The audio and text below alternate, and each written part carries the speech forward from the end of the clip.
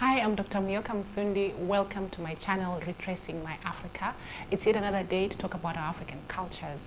If you're new here, just to let you know that this channel is about raising the consciousness of people of African descent all around the world. And I do this by sharing our traditions, our languages, our cultures with viewers. In today's video, I'm going to be talking about the use of African indigenous drums, and I'm also going to be sharing a video with you of a recent interview I had with an African percussionist from right here at home in Kenya about his knowledge of the drums, his use of drums within our culture. Before I do that, however, I will begin with a brief presentation on the use of drums in African society. So the drum is known as ngoma in many of our Bantu languages. It's also known by numerous other names. In West Africa, one of the most famous drums that I know of is called the djembe drum, and I will discuss about the djembe later on. But just to say that within our African societies, the drum has had a lot of significance in everyday life. The drum, for instance, has been used in the olden days to announce the death of a person. It has been used to alert people of danger within the community. The drum has also been used to announce the birth of a child. In Rwanda, it was used in the courts of the king as a very, very important part of the king's announcement of important issues to communities. Is how it was used. It has also been used in Western Africa, in places like Guinea, in places like Senegal, in Cote d'Ivoire, in Ivory Coast. It has been used for a lot of different purposes. For example, it was used for celebration during a good harvest. It was also used during farming activities. So you can see that there's a lot of use of the drum within our African societies. It's also been used for healing rituals in Southern Africa. If you read a lot around the use of drums with the sangomas of Southern Africa, you find that it's been used to help people heal. Usually when this is done, there will be a celebration where people sing, dance, and clap and drum very intensely. And during those intense moments of singing, drumming, and dancing, the sangoma will go into a trance. And as he goes into a trance, he begins to hear from the ancestral spirits. So that's how sometimes it's also been used for healing. And now, without further ado, let's turn to that interview I mentioned earlier.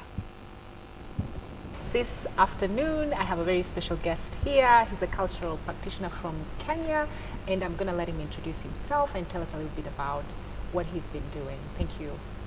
Thank you very much, Dr. Muyoka. My name is Elisha Nakali, born in Kenya, western part of Kenya, the people called the Luhya people. And within the Luhya, I come from a clan called the Teriki people. The Teriki people are the people who conserve culture. And I was born, my ancestral land is in Kaimosi. Okay. My great-grandparents and my grandparents, now my parents, are the people who conserve culture. And my great-grandfather was a musician. And he was also a blacksmith.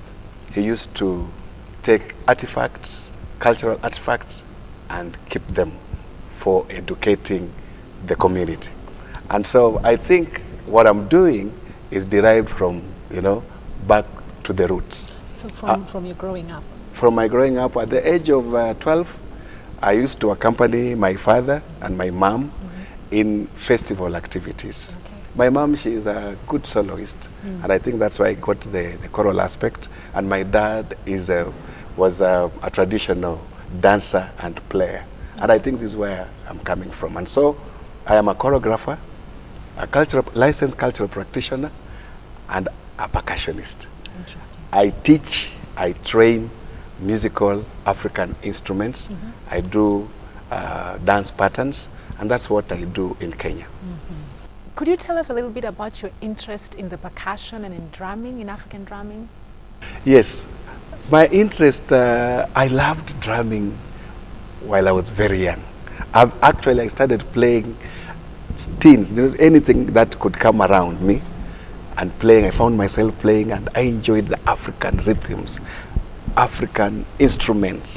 You know, I've got a lot of interest and love of our African and the sound, how they sound.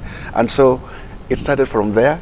And I can tell you what, at the early age of 15, I'm one of the youngest Kenyan who was nominated to go and represent Kenya in Geneva, Zurich. Wow. We went there and danced Isukuti. Yeah, the Sukuti dance is the Sukuti of the Baluhia people, which they love, they adore.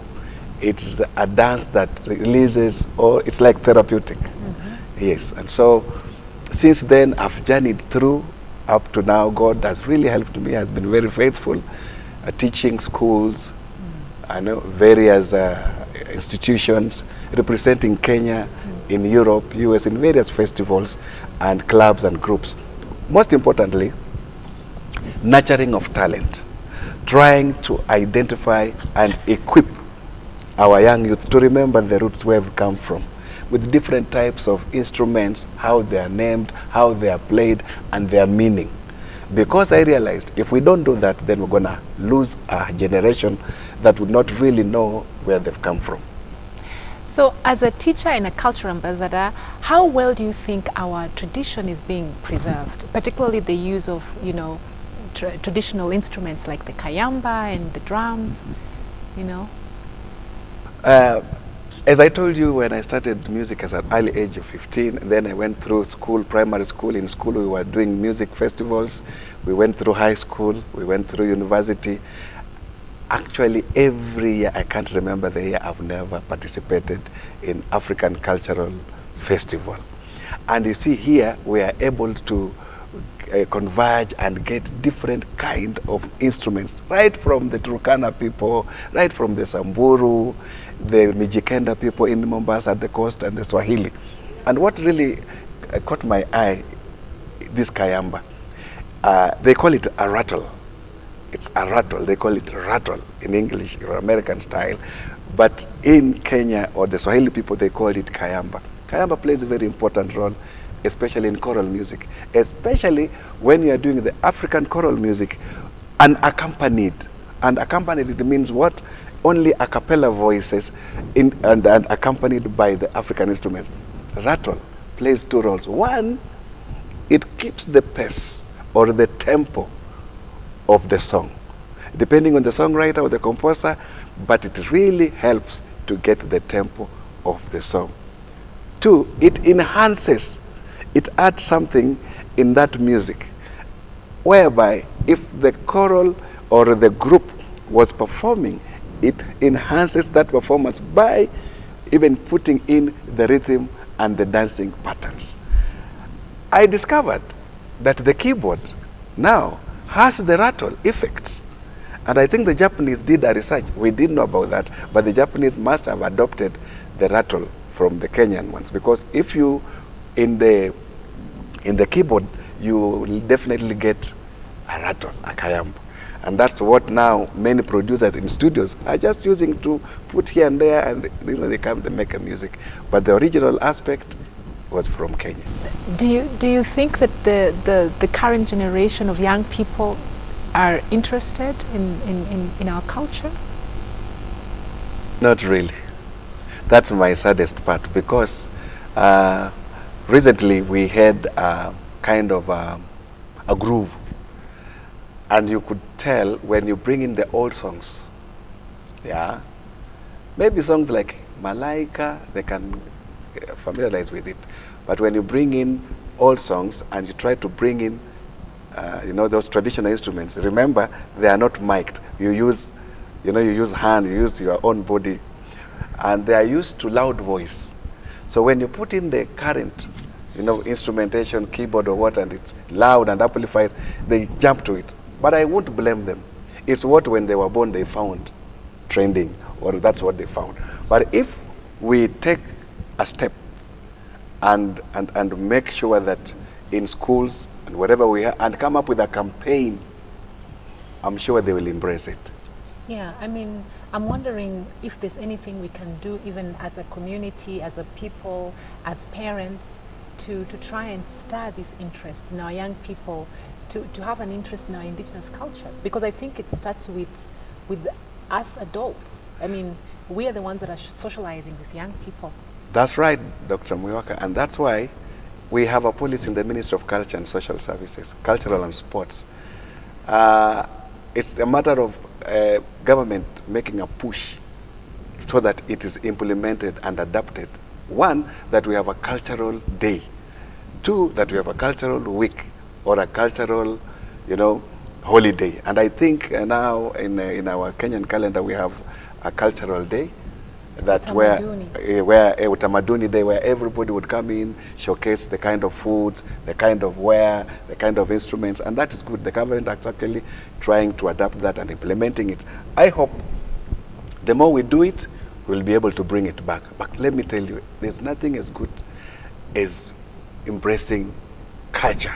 Because our culture is beautiful. It is us. Mm-hmm. It is us. Culture defines who you are. Yeah, absolutely. Yes. Yeah. So today you're going to be showcasing some of your skills with the percussion and the drumming.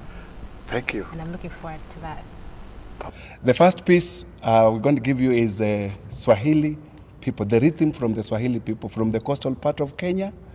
And this is where the rhythm is derived from the train. We used to have those the steam trains, the colonial trains, steam trains, where they used to go chuk, chuk, chuk, chuk. And we had to get the chakacha people. So the chakacha is kind of the rhythm that the people of coast part of Kenya enjoy. And this is how it goes.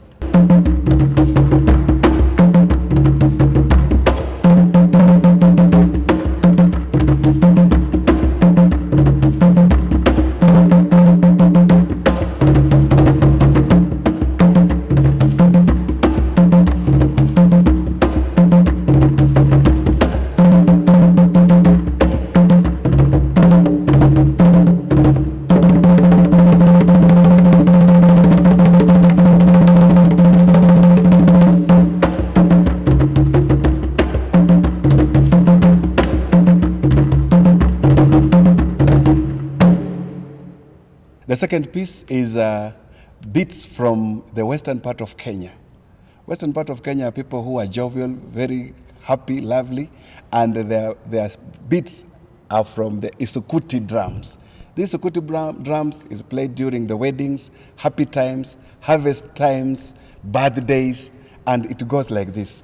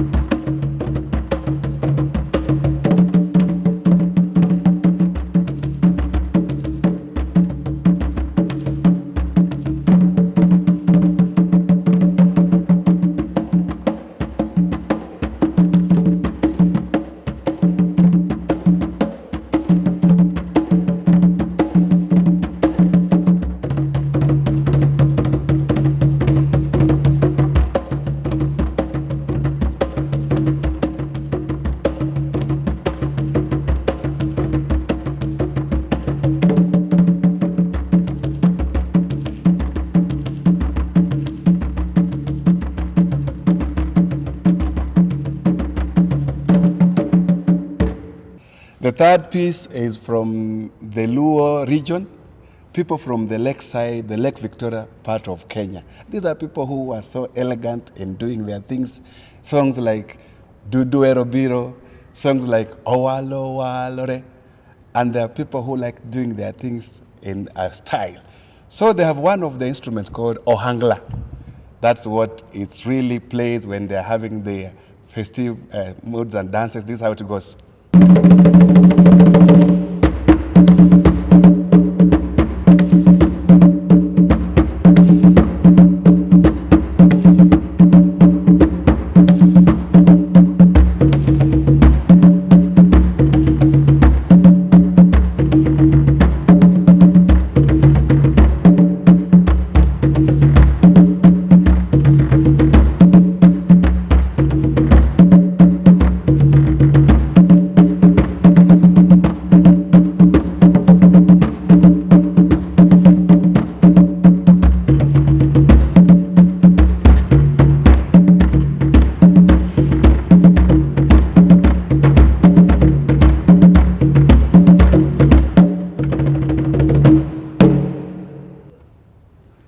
rattle in English, but in Swahili it's called kayamba.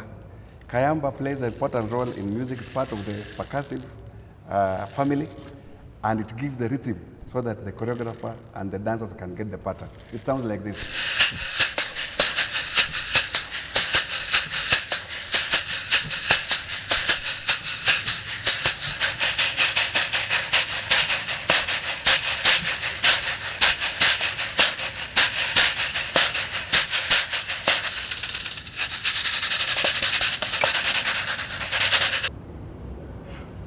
Yes, this is a tambourine, the modern tambourine. But before we used to use the bottle tops, and then they were put in the string, and then it was playing a very important part, especially in some of the songs that the girls could play during the harvest season. And when you put all those bottle tops together, they were bringing a percussive sound that was enhancing the rhythm of the songs as they go, as they chant. And that is that from there it was derived, and then we have a modern tambourine, which is used now in churches, it's used in brass band, it's used in choral music. But this one plays a very important role, especially when the song is moving on and you need to fill in a gap in terms of rhythm.